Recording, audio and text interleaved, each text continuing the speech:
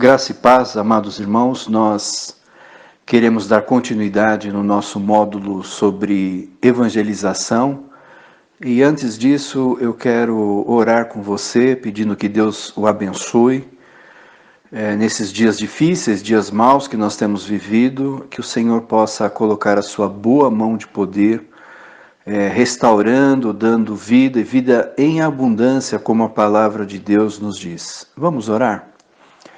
Pai amado, nós nos colocamos diante de Ti, pedindo a Tua visitação sobre nossas vidas, nossos lares e de um modo especial sobre a situação que temos vivido, Senhor. Oramos, ó Deus, pelo fim dessa pandemia, oramos, ó Deus, para que as normalidades de nossas vidas possam voltar o mais rapidamente possível para a honra e glória do Teu nome santo. Oramos, ó Deus, pela estabilidade da saúde, da estabilidade do trabalho, do emprego, das atividades da igreja. Assim sendo, ó Deus, nós pedimos que o Senhor faça uma intervenção poderosa, magistral, porque nós cremos que o Senhor tem o poder para fazer infinitamente mais do que nós cremos e entendemos. Por isso, em nome de Jesus, nós oramos agradecendo pela oportunidade, mesmo não sendo presencial, agradecer, ó Deus, pelo privilégio que nós temos de estudar a Tua Palavra, de sermos edificados e construídos para toda a boa obra que o Senhor tem preparado para nós. Em nome de Jesus que nós oramos. Amém. Irmãos, nós hoje vamos dar continuidade no nosso curso falando sobre o durante a evangelização. As aulas anteriores, principalmente a última aula, falamos sobre a pré-evangelização, então a preparação para a realização da obra missionária de pregar o Evangelho. Nós podemos ainda detalhar mais fatos sobre a pré-evangelização, mas eu creio que se estivermos já na visão, na contribuição do que esse curso tem dado à sua vida para a pré-evangelização, nós já temos elementos suficientes para dar continuidade, então, nesse processo que é o durante. E o durante é que é o grande momento, um momento muito especial, né? Momento onde você vai usar seus atributos, seus dons, suas aptidões, né? Seu interesse, a sua vida espiritual, todo o seu ser vai estar comprometido com a apresentação do Evangelho. Isso é maravilhoso, isso é fantástico. Se há um momento que nós podemos perceber que somos totalmente usados por Deus, é nesse momento de ser embaixadores de Cristo, quando o Senhor é exaltado através do nosso testemunho e do nosso falar, né, do nosso pregar, do nosso apresentar o Evangelho, as boas novas, a salvação em Cristo Jesus. Mas nas aulas anteriores eu também falei sobre a evangelização e batalha espiritual, e eu quero falar com você um pouquinho sobre isso nesse momento. A batalha espiritual vai acontecer. Por quê? Porque a evangelização é trazer um distúrbio, uma desestabilização, é tirar da normalidade de um mundo que jaz no maligno, um mundo que está vendado por Satanás, como a própria Bíblia diz, um mundo que está sendo então enganado por Satanás. Ele construiu uma realidade, ele construiu uma forma de ser do ser humano que nós entendemos como seres humanos que tudo está normal. Mas quando aparece o Evangelho, né, e se você lembrar, quando o próprio Cristo aparece, quando ele manifesta o seu ministério, manifesta o seu reino, manifesta a sua palavra, também se manifestam ações contrárias do inimigo em oposição. Então, o que eu quero ressaltar para você nesse momento é que sempre quando nós pregamos o Evangelho, há um grau de oposição. Pode ser que tudo transcorra muito bem, tudo muito normal. A Bíblia diz que quando você acha aquele homem de paz, né, aquela pessoa a qual já está inteirada, já tem um grau de conhecimento, inclusive do próprio Evangelho, ela está aberta ao Evangelho, nós percebemos que há uma ação do Espírito Santo já conduzindo essa pessoa para uma decisão na sua vida em Jesus Cristo. Quando as coisas caminham assim, tudo parece mais dentro de uma normalidade do que está acontecendo. Mas, no próprio ministério de Jesus, no próprio ministério dos discípulos, de um modo especial pela quantidade de conteúdos históricos na vida de Paulo, você percebe que sempre que Paulo vai pregar o Evangelho, existe a manifestação de alguém que está endemoniado, a manifestação de pessoas que querem derrubá-lo, querem retirá-lo da cidade, querem matá-lo, né, querem açoitá-lo. Então, há vários momentos de batalha espiritual que acontecem na vida de Paulo, né? Então nós percebemos que essa é uma realidade que acontece no mundo espiritual e que quando nós estamos pregando o Evangelho, nós estamos, portanto, desestabilizando o mundo espiritual. E nós temos que sempre lembrar que, como nós falamos da pré-evangelização, há um conceito anterior quando nós nos preparamos em oração, né? Então a oração é também nos revestirmos do poder de Deus para que estejamos aptos a entender que se houver oposição, distúrbios, nós teremos como agir no poder de Deus.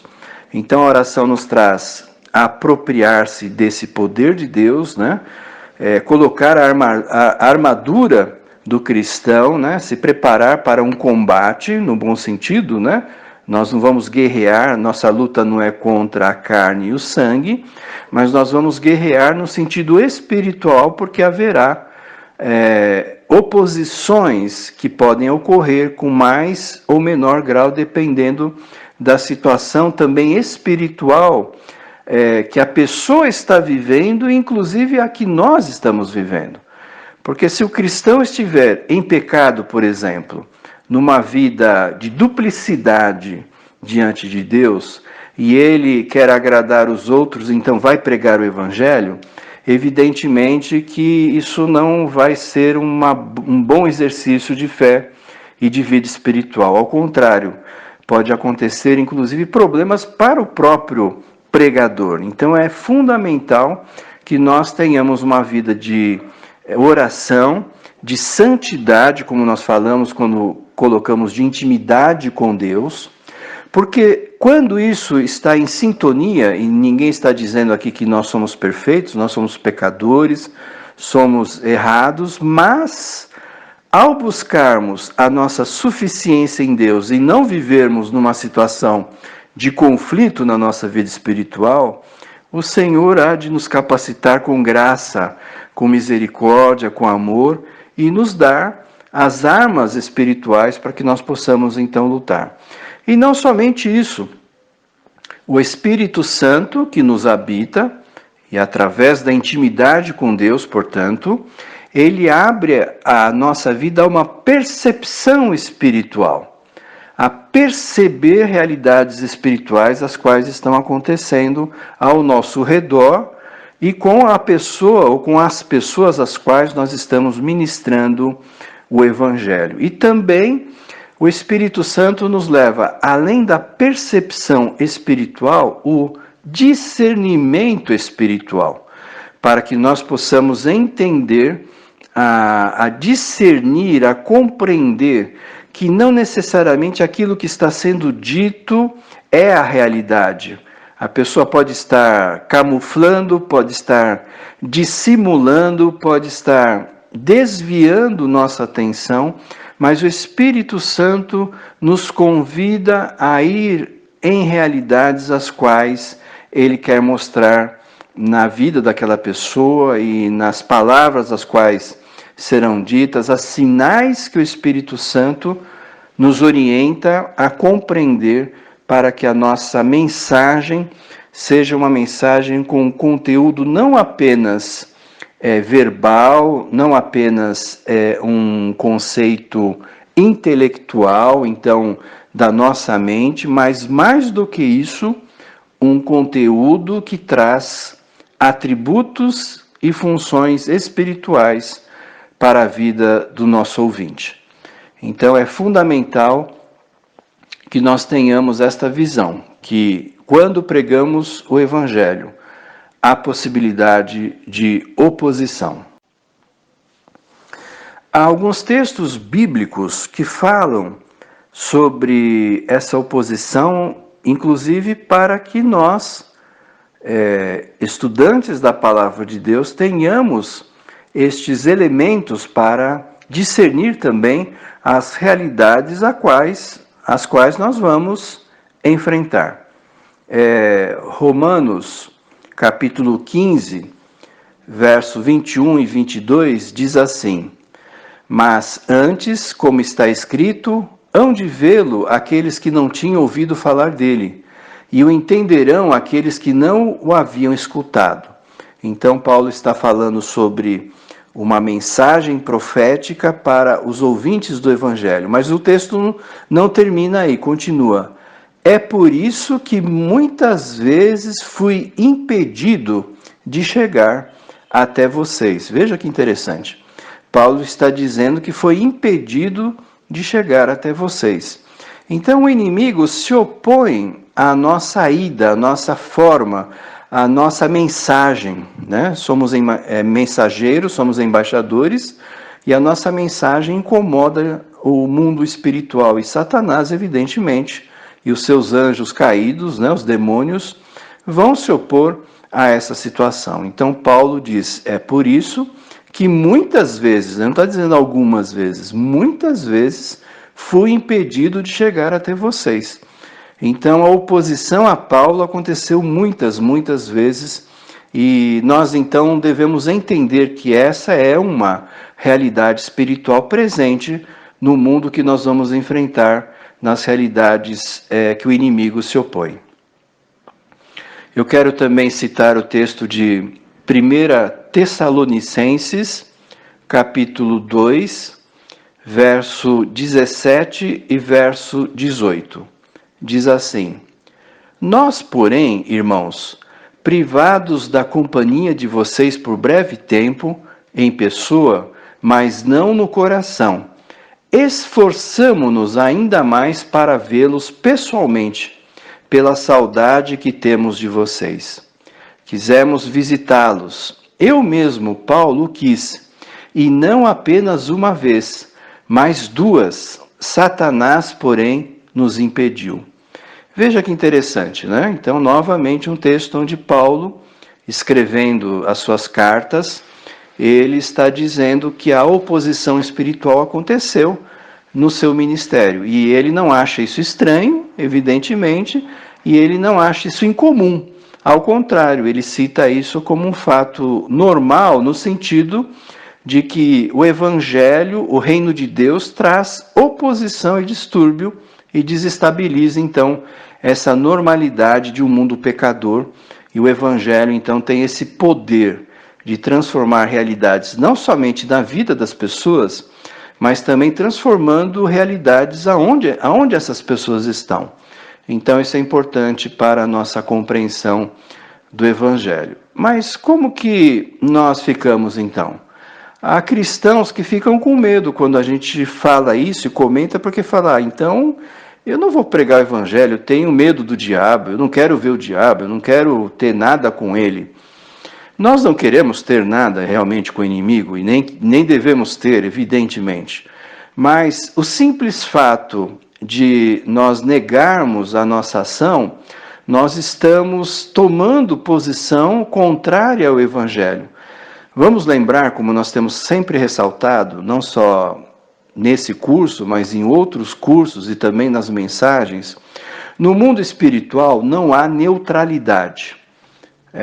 Deus é muito claro, né? Seja o seu sim, sim, não, não, e não tem esse talvez ou eu não vou tomar posição, né? Eu não vou dizer o que eu estou pensando, eu não vou ter uma decisão, né? Isso não faz parte do mundo espiritual no mundo cristão.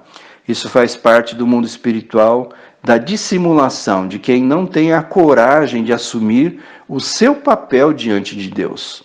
Então, nesse sentido, muito claro, quando nós não pregamos o Evangelho, nós estamos permitindo que o mundo espiritual permaneça em pecado, afastado de Deus, e a igreja fica intimidada na ação de pregar o Evangelho. E quando isso acontece, não é tão difícil a gente entender porque as coisas no Brasil estão acontecendo do jeito que estão, né? Eu creio, e eu tenho falado isso, não quero polemizar, né? Não quero criar polêmica nesse sentido agora, porque não é a função, mas muito do que nós vivemos na nossa vida física, social, econômica, inclusive de saúde, estão diretamente relacionados da maneira como a igreja age no mundo espiritual.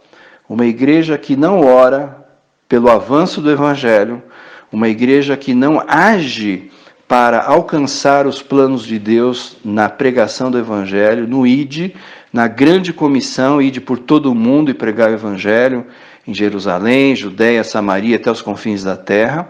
A igreja que não age assim, ela está intimidada, ela está religiosa, ela está numa condição espiritual de fazer muita coisa, mas não fazer aquilo como nós falamos desde o início do curso, do que é essência, do que é base, do que é fundamento para a vida da igreja. Então, eu quero que eu e você, nós como igreja local, nós não tenhamos medo, mas nós tenhamos a coragem, a intrepidez, porque a nossa luta não é nossa, é uma luta que Deus já lutou por nós. Vamos lembrar de outros textos bíblicos para nos dar esse ânimo, essa visão, esse discernimento espiritual. O texto de 1 João, capítulo 3, verso 8, diz assim: Para isto se manifestou o Filho de Deus, para destruir as obras do diabo. Para isto se manifestou o Filho de Deus, para destruir as obras do diabo. Como que Deus, em Cristo Jesus, destrói a obra do diabo? Destrói a obra do diabo quando a igreja, impulsionada pelo poder de Deus, prega o Evangelho.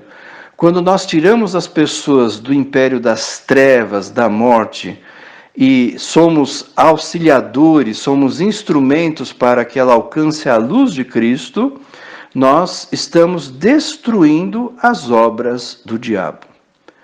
Colossenses 2, verso 15, diz assim, está falando de Deus, e Deus, né, despojando os principados e as potestades, publicamente os expôs ao desprezo, triunfando deles na cruz.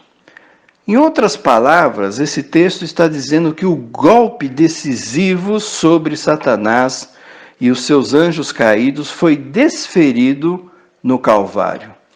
Jesus Cristo, quando morreu, e principalmente quando ressuscitou, ele exerceu o poder de vencer a morte, a Satanás e o pecado. Portanto, meu amado irmão, quando nós estamos agindo no pregar o Evangelho, nós estamos do lado vencedor. Não deixe se intimidar, não tenha medo.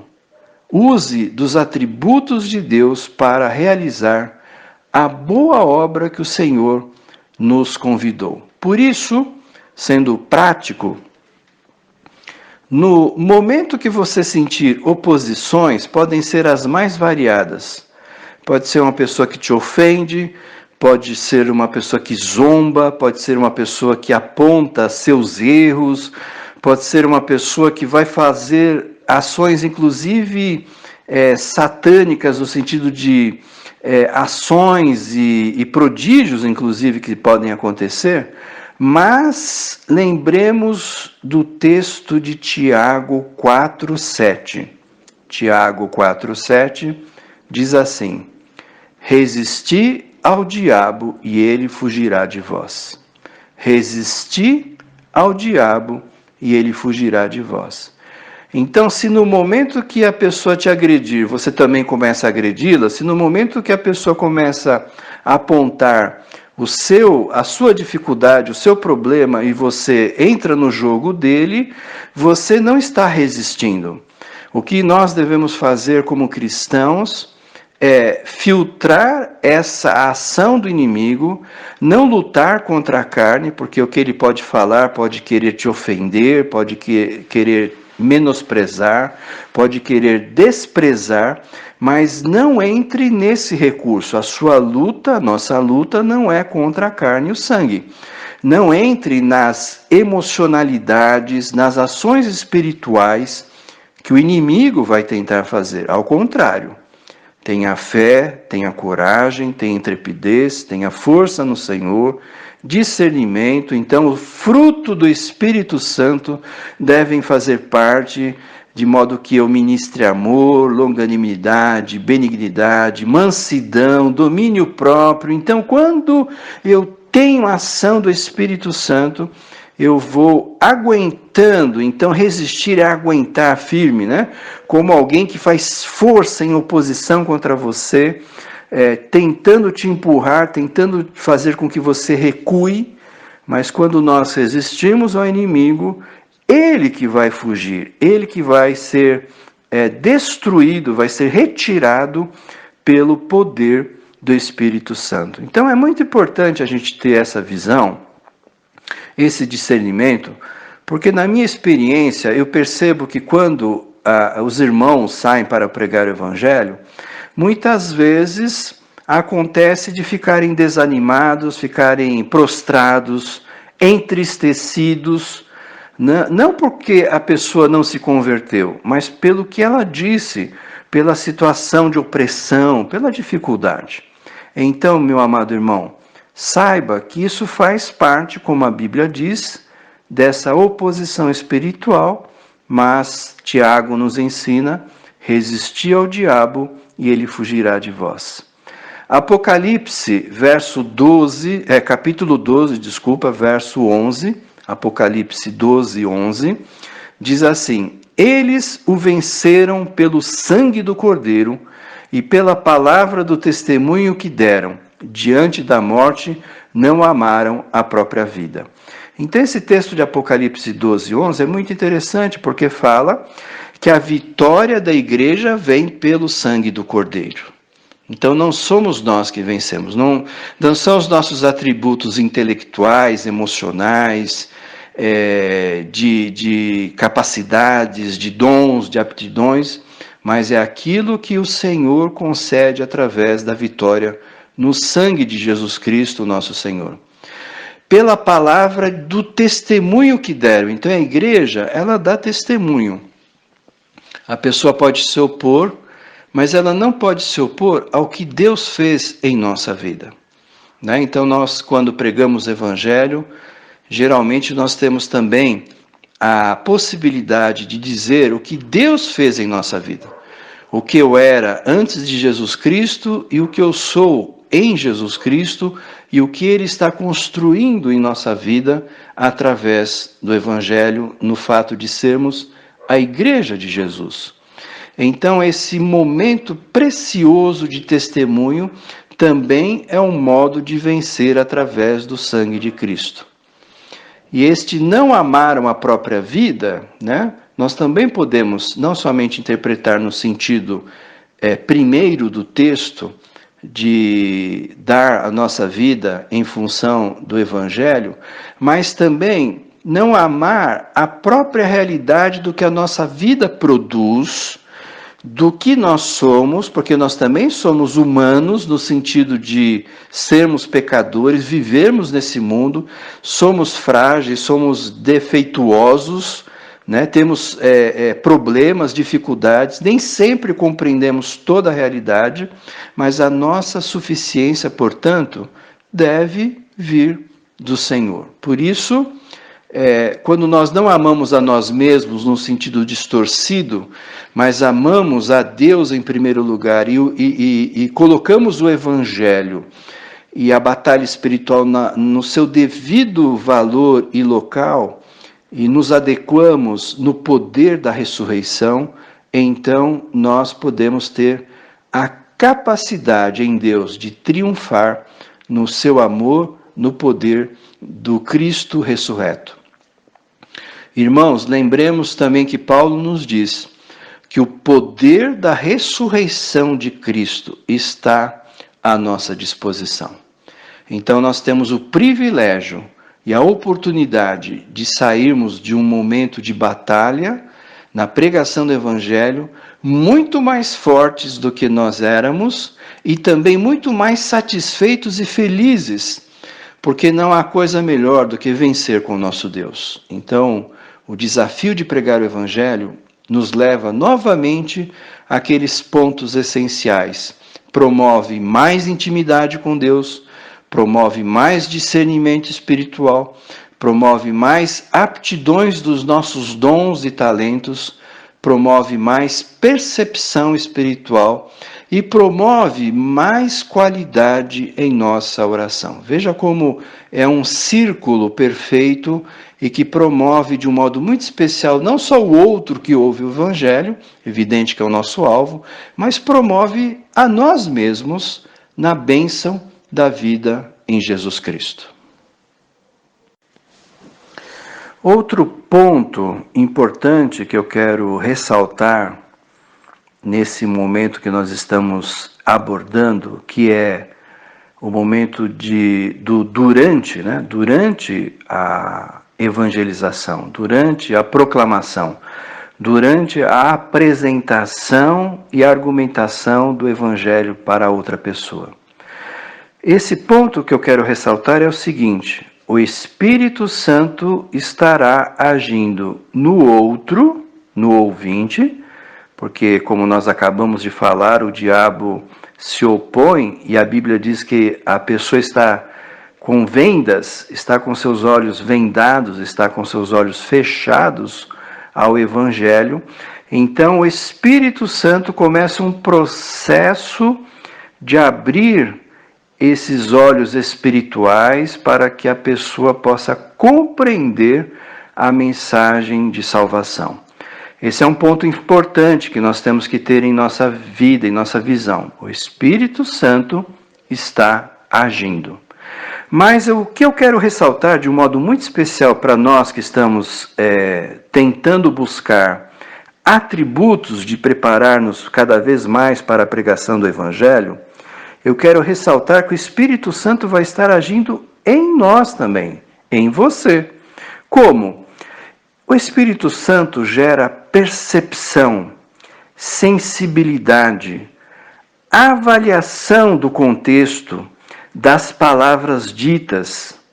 Deus, às vezes, até revela um fato que a pessoa não te disse e você, na mensagem, na conversa, cita, e aquilo causa um grande ponto de interrogação no coração, na vida daquela pessoa. Eu não sei se isso já aconteceu com você, mas isso aconteceu comigo algumas vezes. Da pessoa falar assim: mas como que você sabia disso? Mas quem te disse isso? Como que você está sabendo dessa realidade? E eu não sabia de nada. Eu simplesmente disse o que Deus estava colocando na minha boca, no meu coração. Então é interessante isso, porque às vezes isso acontece em nossa vida espiritual. E nós precisamos estar abertos a essa grande ação do Espírito Santo buscando a libertação do outro. Então, a percepção espiritual, essa sensibilidade do Espírito Santo é fundamental, que deve preencher o nosso coração de amor, né? Devemos estar transbordando do amor de Deus e buscando entender as realidades as quais estão sendo ditas, né? Nós temos que, às vezes, cavocar um pouco, né? Tirar alguns elementos do que estão sendo falados para realmente alcançar aquilo que é fundamental de discernimento para o outro entender a mensagem do Evangelho. Eu quero que também, assim, de um modo simples, mas não simplista, dizer que o diabo, então, quando segue este mundo, ele usa 2 roteiros principais para cegar as pessoas. Esses 2 roteiros são, ou é a dor, ou é o prazer. Então eu vou ressaltar. As 2 maneiras que Satanás domina as pessoas, ou é pela dor, ou é pelo prazer. Então, às vezes, quando você começa a evangelizar uma pessoa, ela está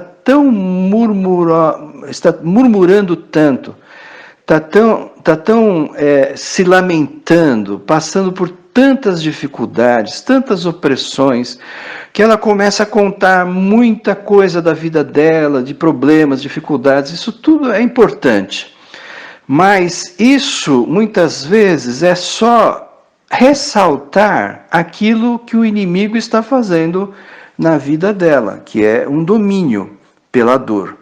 Às vezes pode ser enfermidades crônicas, perdas, né? Pessoas que perderam entes queridos, pessoas que foram abusadas, pessoas que passaram por situações que levaram à depressão, situações de conflito, e tantas outras realidades que a vida pode trazer, que são ações que o inimigo vai construindo cadeias, né? O inimigo, ele não consegue estar em todo lugar. Então, qual a estratégia do inimigo? É uma estratégia de criar cadeias. Se você põe as pessoas, milhares, milhões, né, bilhões de pessoas em cadeias, fica muito mais fácil você dominá-las. E é isso que Satanás faz. Então, ele coloca pessoas em cadeias, né? Então, o Evangelho vem para libertar, né? E conhecereis a verdade, e a verdade vos libertará. Então, o Evangelho quebra esses cordões, quebra essas correntes, né? Esses aguilhões, né, que Satanás coloca. Então, a dor é uma das formas de cadeia que Satanás coloca na vida das pessoas. Por isso, eu estou dizendo isso porque às vezes as pessoas ficam conversando só sobre as cadeias, né? E eu vejo que eu já conheci crentes, né, que você sai para evangelizar com ele fica conversando com outro das cadeias e acha que aquele foi muito bom. Não, puxa, eu ouvi a pessoa, amei a pessoa, ela teve com quem desabafar. Não, tudo isso é muito interessante e é bom, mas vamos lembrar que nós temos uma função como embaixadores, como já vimos nas aulas anteriores, de proclamar a salvação em Cristo Jesus. Então, o discernimento espiritual, o Espírito Santo deve nos levar a uma percepção e uma sensibilidade para que, através das cadeias, através dessa cadeia de dor, eu possa promover cura, restauração, mas principalmente através do amor de Deus, salvando essa pessoa e libertando-a dessa cadeia. Eu vou dizer uma coisa muito importante, pode ser que Deus até use você ou eu naquele momento para fazer um milagre. Pode até ser que Deus faça uma cura naquele momento, mas temos que ter em mente que mais do que uma cura temporal ou provisória, porque a cura plena e perfeita é quando nós somos curados da morte que está no pecado. E isso só acontece com a salvação em Cristo Jesus. Por isso, uma coisa muito importante, às vezes as pessoas pregam o evangelho errado. Se a pessoa se converter, não necessariamente ela vai terminar de todas as suas dores. ela está até liberta da cadeia, mas muitas vezes o seu passado, a sua história, vão continuar a trazer situações de dor, de tristeza, mas em Cristo Jesus nós somos uma nova criatura, temos que reconstruir a nossa vida a partir dessa realidade, mas isso é um processo, isso é uma história nossa. E eu diria, no que eu creio na minha experiência, na minha visão, que há pessoas que possivelmente vão passar parte da sua vida ou até a sua ida de encontro a Jesus Cristo sem serem totalmente curadas dessas situações. Ela vai continuar muitas vezes sentindo uma percepção de dor, ainda que foi liberta pelo poder de Jesus Cristo, nosso Senhor. Eu creio que isso acontece com todos nós. Nós temos fatos e realidades da nossa história no passado que nos traz dificuldades e dores, mas espiritualmente eu estou liberto deles pelo poder de Jesus Cristo, o nosso Senhor. Isso é muito importante porque nós não podemos fazer também promessas, como muitas igrejas e pregadores ou pessoas de determinadas igrejas fazem, né? Entregue sua vida para Jesus e todos os seus problemas serão resolvidos, né? Entregue a sua vida para Jesus e Ele vai limpar o seu passado. Não é isso que a palavra de Deus nos ensina. Por isso é muito importante o cristão, na sua maturidade de fé, ao pregar o Evangelho, ter a percepção, a sensibilidade de chorar com os que choram, de se alegrar com os que se alegram, mas saber que só em Cristo verdadeiramente nós somos mais do que vencedores. Porque em nossas vidas, todos nós tivemos perdas, todos nós tivemos prejuízos, todos nós tivemos amarguras e tristezas que marcaram a nossa existência e que na nossa mente sempre continuarão vivendo em nosso coração.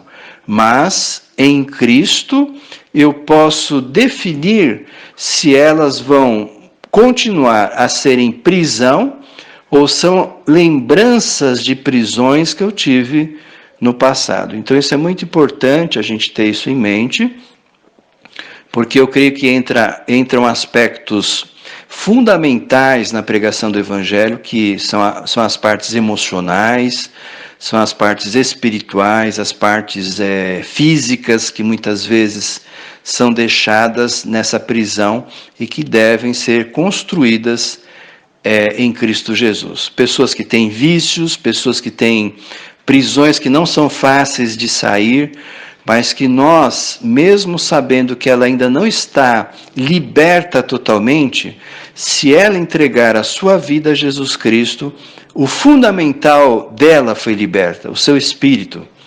E assim, no demais, o Senhor vai atribuindo, vai cuidando e vai dando e promovendo vitória.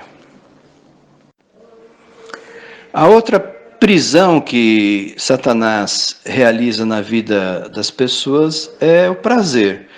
Então, do mesmo modo que nós aplicamos essa realidade, também o prazer é uma prisão, né? Pessoas que estão presas na sua visão de mundo, na sua visão de prazer, né? Então as coisas deste mundo, como a Bíblia diz, acabam prevalecendo. Então a forma como ela vive a sua vida pessoal, sua vida com os outros, né? Na sua questão ética, na sua questão moral, na sua questão de valores, na sua sexualidade, nas coisas que são prioritárias ou não, vão determinar de um modo muito claro quais são suas prisões. Então, nós, do mesmo modo como falamos da prisão da dor, na prisão do prazer que Satanás realiza na vida das pessoas, nós devemos também trabalhar não só o que é dito, mas volto novamente a ressaltar a questão da percepção e da sensibilidade, né? Então, há casos, né, de pessoas que estão tão aprisionadas a determinados vícios de comportamento, de caráter, de ações, que é um processo, depois que ela aceita Jesus Cristo, ela ser curada e ser restaurada.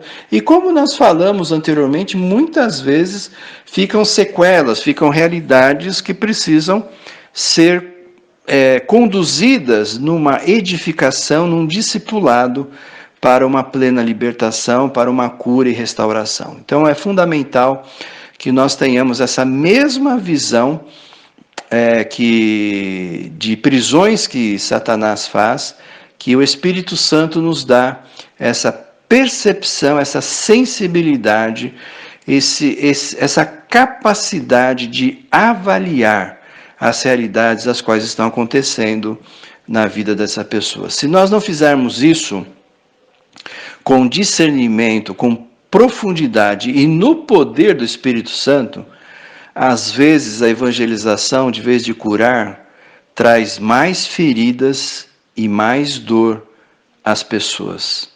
Nós precisamos tomar muito cuidado para que as nossas palavras sejam palavras de vida.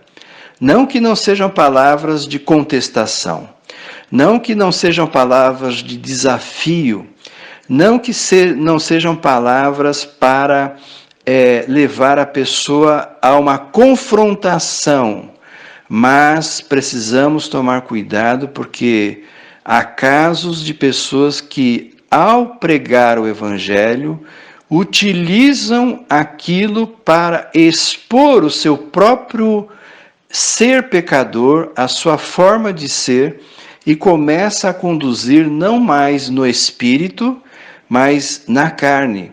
E, portanto, há um desvirtuamento total da realidade espiritual em pregar o Evangelho. Eu não sei se você está entendendo o que eu estou dizendo, há vários casos, várias situações. Então, se uma pessoa tem uma tendência...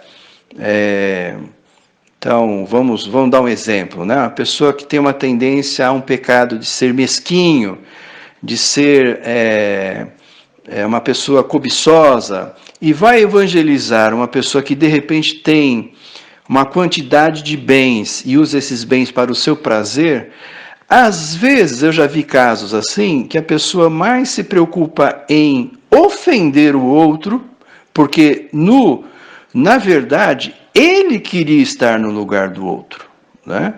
Então, às vezes ele fala da vida financeira do outro, ele fala da vida sexual do outro, ele fala da vida de vícios, né? No álcool, no cigarro, no cair na vida, né? Como as pessoas dizem, né? No fundo, muitos querem estar no lugar dele e não o faz. E então, ao pregar o Evangelho, de vez de ser o apresentador e embaixador, passa a ser o acusador.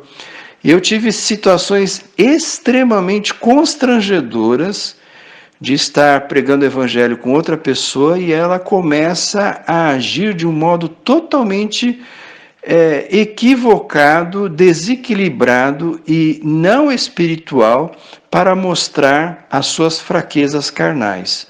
Por isso que nós temos ressaltado aqui a questão de intimidade com Deus, poder do Espírito Santo, sensibilidade, percepção, avaliação, mas principalmente a visão de que nós precisamos ter a oração e uma vida com Deus que sejam atributos claros e verdadeiros para a pregação do Evangelho.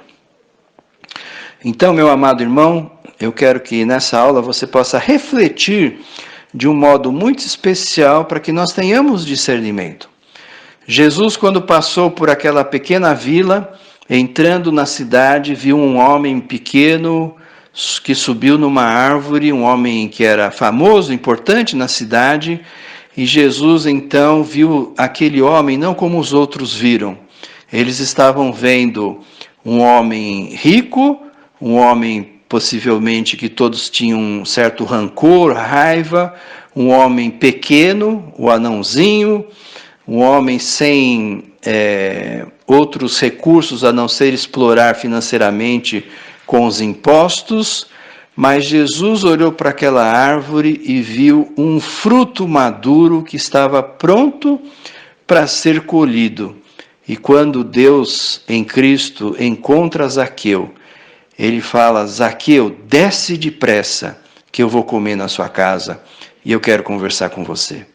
E Zaqueu, todo contente, fez exatamente o que Cristo ordenou, e nós sabemos o restante da história, a história de Zaqueu, um homem que se curva ao poder de Deus, apesar do poder que ele tinha, um homem que se curva à vontade de Cristo, sabendo que ele tinha suas vontades humanas e pecadoras, um homem que curva inclusive o seu dinheiro, um homem rico, para dizer a Jesus Cristo que se ele havia retirado dos outros, ele daria muito mais do que ele retirou, para mostrar o poder de Deus na sua vida. Então, meu amado irmão, fique aberto à ação do Espírito Santo.